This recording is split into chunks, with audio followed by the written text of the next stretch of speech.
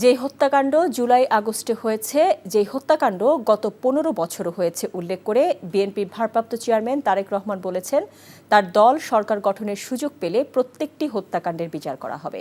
অভিযোগ করেন, দেশের ষড়যন্ত্র এখনো শেষ হয়নি, বরং তা আবারও জোরে সোরে শুরু হয়েছে। অন্যায়কারী যেই হোক, দলের থেকে তাকে কোনো সুযোগ দেয়া হবে না বলে সাফ জানিয়ে দেন তারেক রহমান।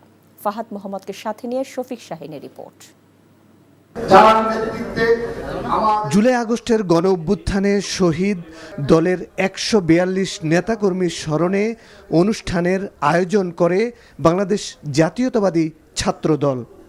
রাজধানীর একটি হোটেলে আয়োজিত এই অনুষ্ঠানে লন্ডন থেকে ভিডিও কনফারেন্সের মাধ্যমে যোগ দেন বিএনপির ভারপ্রাপ্ত চেয়ারম্যান তারেক রহমান। শুনেন শহীদ পরিবারের স্বজনদের মর্মস্পর্শী এক একটি বক্তব্য। সে যে নিজেকে শহীদ করে স্মরণীয় করবে এটা তো আর বুঝতে পারিনি। আমার কি বিধবা হওয়ার বয়স হয়েছে? রাব্বি সাহেব চাইলে একটু স্বার্থপর হতে পারতেন।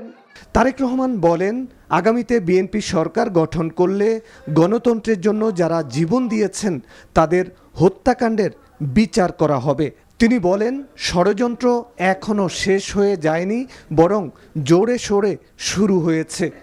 যে অন্যায় করবে সে কখনো দলের হতে পারে না উল্লেখ করে তারেক রহমান বলেন, কারা মব সৃষ্টি করে দেশের পরিস্থিতি অস্বাভাবিক করতে চাইছে তাদের খুঁজে বের করতে হবে সরকারকে।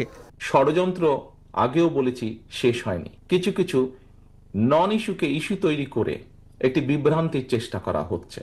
ষড়যন্ত্র কিন্তু আরো শুরু হচ্ছে, আরো জোরে সোরে শুরু হচ্ছে। আপনাদের সকলের কাছে আহ্বান থাকবে, আবারও আপনাদেরকে সোচ্চার এবং সচেতন হতে হবে। কারা কিভাবে ষড়যন্ত্র করছে, কারা কিভাবে বিভিন্ন কথা বিভিন্ন সময় বলছে এবং ক্ষণে ক্ষণে অবস্থান পরিবর্তন করছে, এই সকল বিষয়ে আপনাদেরকে সচেতন থাকতে হবে। কেন ধরা হচ্ছে না? আমাদের পক্ষ থেকে তো একবারও বলা হয়নি যে তমুককে ধরা যাবে না, অমুককে ধরা যাবে, একবারও তো এই কথাটি বলা হয়নি। আমরা বরাবর বলে দিচ্ছি, একটু আগে যেটি আপনাদের সামনে বলেছি, বরাবর আমরা বলেছি অন্যায়কারী আইনের দৃষ্টিতে তার বিচার হবে। দলের সাথে তার কি সম্পর্ক, কিচ্ছু যায় আসে না তাতে। তাকে দল কোন রকম প্রশ্রয় দিবে না। কেউ যদি কোনো অন্যায় করে থাকে, তাহলে প্রশাসন ধরছে না কেন তাকে?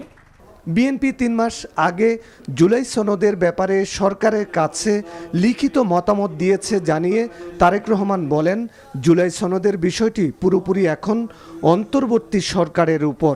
আজকে থেকে ৩ মাস আগে জুলাই সনদের ব্যাপারে আমাদের কি বক্তব্য, আমাদের কি অবস্থান, সকল কিছু ব্যাখ্যা করে লিখিতভাবে আমরা অন্তর্বর্তীকালীন সরকারের কাছে উপস্থাপন করেছি। আজকে থেকে ৩ মাস আগে পরিষ্কারভাবে জানিয়ে দিয়েছি আমরা কি বলতে চাই, কি বোঝাতে চাই।